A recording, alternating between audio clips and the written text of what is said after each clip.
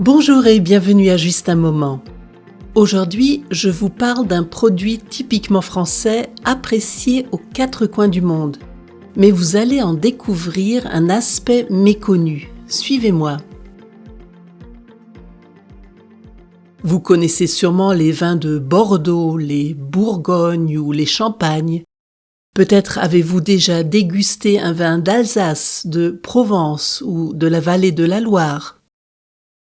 Il existe 17 régions viticoles importantes en France. Mais saviez-vous que la ville de Paris abrite de petits vignobles secrets ? Aujourd'hui, je vous emmène à la découverte de ces trésors viticoles méconnus de la capitale. Au XIIe siècle, les abbesses de Montmartre plantent les premières vignes sur la butte, faisant de ce quartier un centre de production de vin.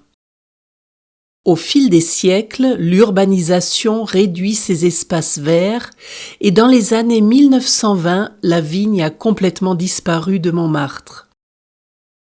En 1932, 2000 pieds de vignes sont replantés, principalement du pinot noir et du gamay. Aujourd'hui, près de 3000 bouteilles de 50 centilitres sont produites chaque année. Ce vin, le Clos Montmartre, est d'ailleurs le seul vin parisien à être commercialisé. Il est vendu aux enchères et les bénéfices sont reversés à des associations locales. Le plus petit vignoble de Paris est le Clos des Arènes de Lutèce. Il est situé dans le 5e arrondissement où se trouvent le Panthéon et le quartier latin. Créé en 2021, ce minuscule vignoble est niché au cœur des célèbres arènes romaines. Les vendanges de 2024, les premières de l'histoire de ce vignoble, n'ont produit que 7,5 litres de vin. Mais les responsables de l'association qui s'en occupe espèrent pouvoir récolter de plus grandes quantités de raisins dans les années à venir. Non loin de là, sur la butte bergère, se cache un autre vignoble secret. Perché sur l'une des collines de Paris, à proximité des buttes Chaumont dans le 19e arrondissement, ce vignoble offre une vue imprenable sur le Sacré-Cœur au loin. Né en 1995, grâce à l'initiative d'un jardinier de la ville, le Clos des Chaufourniers a produit sa première récolte en 2010. Chaque année, une cinquantaine de bouteilles de rosé sont produites et peuvent être dégustées lors de la fête des jardins en septembre. D'autres quartiers parisiens abritent également des vignobles méconnus. Il ne s'agit pas d'une nouvelle mode. Ces petits vignobles perpétuent en fait une longue tradition viticole parisienne.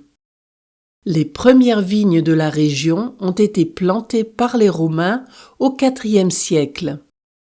Jusqu'au XIXe siècle, Paris et sa banlieue étaient une zone importante de production de vin. Mais avec l'arrivée du chemin de fer, il devient plus facile d'acheminer des vins d'autres régions, souvent de bien meilleure qualité. L'urbanisation grignote par ailleurs peu à peu les terres viticoles. Résultat, le vin parisien disparaît progressivement. Depuis plusieurs années, ces initiatives de plantation témoignent d'un renouveau de la culture de la vigne en milieu urbain, alliant respect de l'environnement et préservation du patrimoine. Alors, lors de votre prochaine balade parisienne, n'hésitez pas à partir à la découverte de ces vignobles cachés, véritables trésors verts au cœur de la ville lumière.